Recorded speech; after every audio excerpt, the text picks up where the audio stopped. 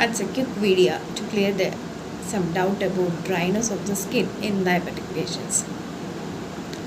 നമുക്ക് ഡയബറ്റീസ് ഉണ്ടെങ്കിൽ നമ്മുടെ സ്കിന്നിൽ നല്ല ഡീഹൈഡ്രേഷൻ ഉണ്ടാവും.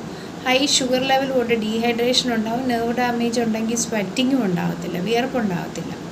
അപ്പോൾ ഈ ഡീഹൈഡ്രേഷൻ ഉണ്ടാകുന്നത് എങ്ങനെയാണെന്ന് വെച്ചാൽ ഹൈ ബ്ലഡ് ഷുഗർ വരുമ്പോഴത്തേക്കും ബോഡി സെൽസിൽ നിന്ന് ബ്ലഡ് ഷുഗർ കൂടുമ്പോൾ ബോഡി സെൽസിൽ നിന്ന് ഫ്ലൂയിഡിനെ വലിച്ചെടുക്കും യൂറിൻ പ്രൊഡ്യൂസ് ചെയ്യാൻ വേണ്ടിയിട്ട്. അങ്ങനെയാണ് ഡീഹൈഡ്രേഷൻ ഉണ്ടാകുന്നത്. നെർവ് ഡാമേജും വരും.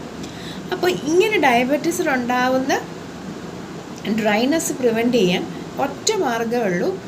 എല്ലാ 30 സെക്കൻഡിലും ഓരോ ആളുടെ കാല് ഡയബറ്റീസ് കാരണം മുറിക്കപ്പെടുന്നു എന്നാണ് കണക്ക്. അപ്പോൾ നമ്മൾ വളരെ കെയർഫുള്ളായിട്ട് എടുക്കണം ഡയബറ്റീസിനെ. അപ്പോൾ ഈ ഡ്രൈനെസ്സിനുള്ള പരിഹാരം എന്ന് വെച്ചാൽ നന്നായിട്ട് വെള്ളം കുടിക്കുക. പിന്നെ എന്തോ ചെയ്യുക, ഒരു മോയ്സ്ചറൈസർ, അധികം മണം ഫ്രാഗ്രൻസ് ഒന്നും ഇല്ലാത്തൊരു മോയ്സ്ചറൈസർ എടുക്കുക. And very careful, blood sugar ക്ലിയറായിട്ട് കറക്റ്റായിട്ട് മാനേജ് ചെയ്യുക.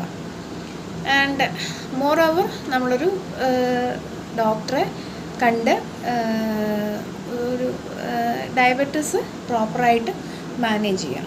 അപ്പോൾ ഈ ചൊറിച്ചിലും സ്കിൻ ഡ്രൈനെസ്സും ഡയബറ്റീസ് ഉള്ളവരിൽ കാണുന്നെങ്കിൽ അതിനൊരു മെയിൻ റീസൺ എന്ന് പറഞ്ഞാൽ ഡീഹൈഡ്രേഷൻ, നമ്മുടെ ശരീരത്തിൽ വെള്ളമില്ലാണ്ടാവുമ്പോൾ.